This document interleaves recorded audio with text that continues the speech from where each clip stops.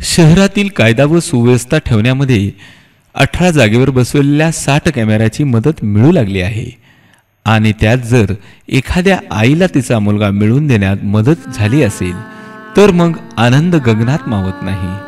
आयुष रोजप्रमाणे उठला खरा, पण तो घरात सापडत नव्हता।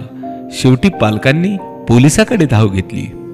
मॅडम, सकाळपासून माझा मुलगा खेळायला गेलेला आहे। तो नेहमीप्रमाणे जात असतो, पण आज 2-3 तास झाले तरी आलेला नाही। तो किती वर्षाचा आहे तुमचा मुलगा? 8 वर्षाचा आहे। नाव काय त्याचं? आयुष काळे। तुम्ही नातेवाईकांकडे, मित्रांकडे वगैरे चौकशी केली? मॅडम, बघून पण आले। तुम्ही काही काळजी करू नका। बीड शहरामध्ये आपण वेगवेगळ्या ठिकाणी सीसीटीव्ही कॅमेरे लावलेले आहेत आणि स्टेडियम आणि या परिसरात पण सीसीटीव्ही कॅमेरे आहेत। तुम्हाला एक याची रीतसर कंप्लेंट द्यावी लागेल। काळजी करू नका। आयुषच्या आईला धीर देण्यात आला। सर्व टीम कामाला लागली। मॅडम, ही लहान मुलांच्या चोरीची टोळीची लिस्ट आहे। मला असं वाटतं की आपण सर्वप्रथम बीड शहरामध्ये जे वेगवेगळ्या ठिकाणी सीसीटीव्ही कॅमेरे लावले आहेत त्या सीसीटीव्ही कॅमेऱ्यातून तो मुलगा कुठून पास झाला आहे का हे आपल्याला कंट्रोल रूमला जाऊन त्या तिथल्या फुटेजमध्ये पाहावं लागेल। सर्वात प्रथम सीसीटीव्ही फुटेज तपासण्यात आले। फुटेज तपासत असतानाच आयुष बस स्टँड भागामध्ये गेल्याचे लक्षात आले। सर्व टीमने पूर्ण परिसर पिंजून काढला आणि शेवटी माहितीच्या आधारे आयुषपर्यंत टीम पोहोचलीच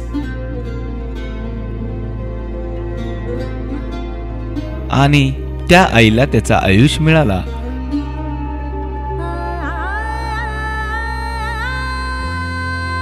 त्यांनी पोलीस विभागाचे तोंड भरून कौतुक केले, पण पोलिसांनी आभार मानले सीसीटीव्हीचे। बीड टाउन में टोटल 60 सीसीटीवी कैमरास 18 चौकी में हमने लगाया है। ये डीपीटीसी फंड मार्फत ये काम हुआ है और ये 60 सीसीटीवी कैमरास का लाइव फीड हमारा पुलिस कंट्रोल रूम में हमको डायरेक्टली मिल रहा है।